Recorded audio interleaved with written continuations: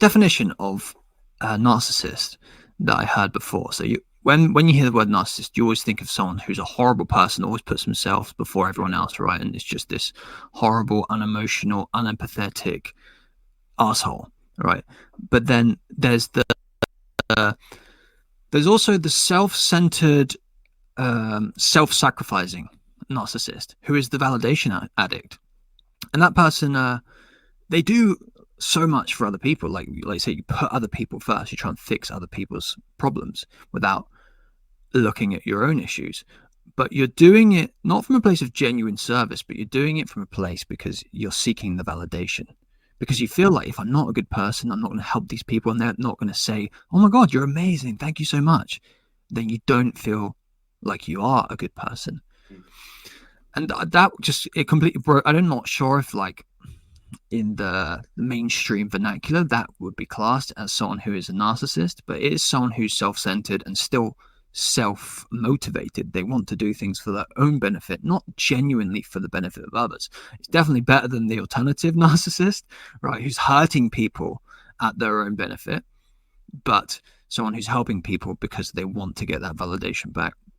And I heard Alex Hormozy talk about this before, when he was talking about kind of success and getting to the other side of it and feeling like, oh, once I get to that point, then I'll be okay. Like, it's kind of what you're talking about there. Like, oh, I need to do all these things, and then once I get there, I can actually do what I really want. I can actually help the people that I want to help then. I felt like that for years. You know, I was like going through my personal development, building up these different areas of life, like sorting out my health and sorting out my relationship, sorting out my business, and like building up all these things and traveling and doing all the things I want to do. And I got to a point where I pretty much got everything to a level where I was like, well, I'm pretty much living my dream life.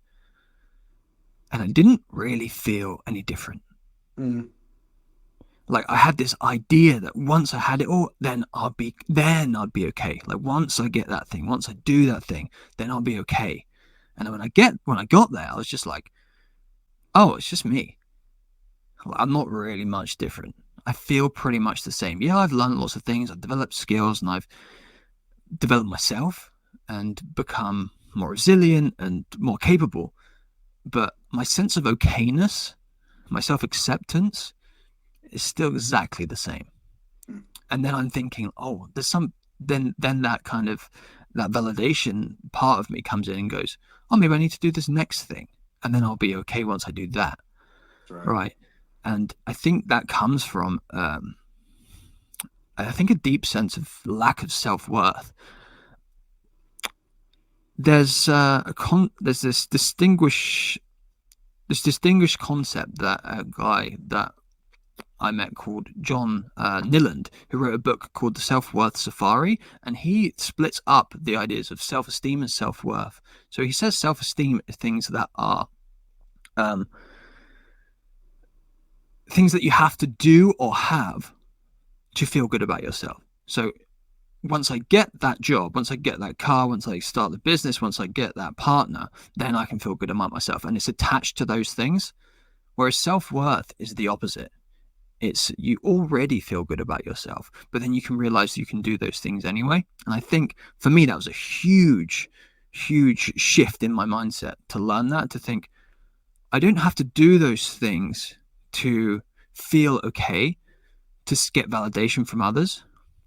I can feel okay, know who I am, right? Have that deep rooted, like, foundational sense of identity that you were talking about. And then everything I do is not to pursue a goal, but just as an expression of who I am.